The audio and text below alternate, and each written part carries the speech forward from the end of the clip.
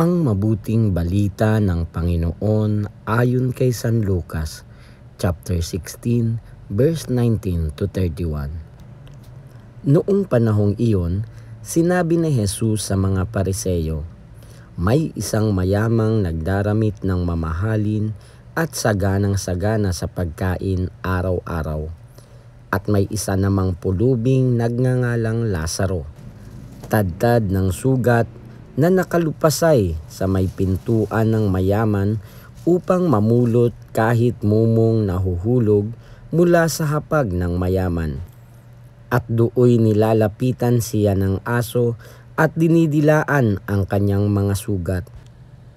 Namatay ang pulubi at dinala ng mga anghel sa piling ni Abraham.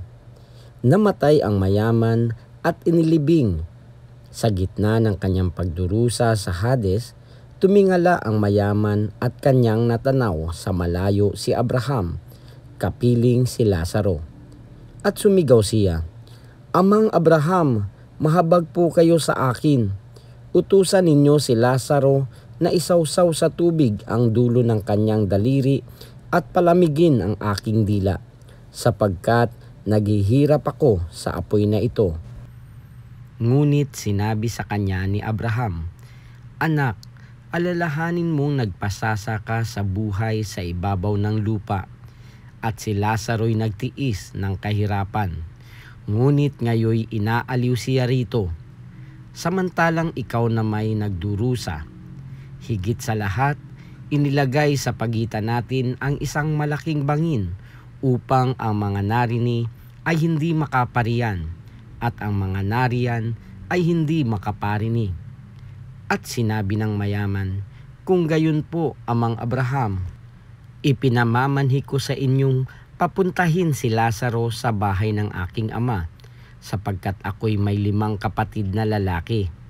Paparoonin nga ninyo siya upang balaan sila at nang hindi sila humantong sa dakong ito ng pagdurusa.'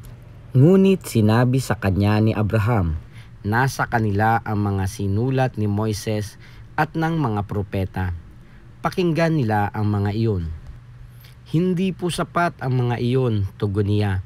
'Ngunit kung pumunta sa kanila ang isang patay na muling nabuhay, tatalikdan nila ang kanilang mga kasalanan.'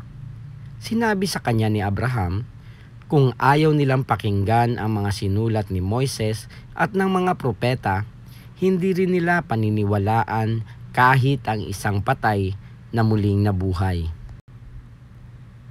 Ang mabuting balita ng Panginoon. Pinupuri ka namin, Panginoong Hesukristo.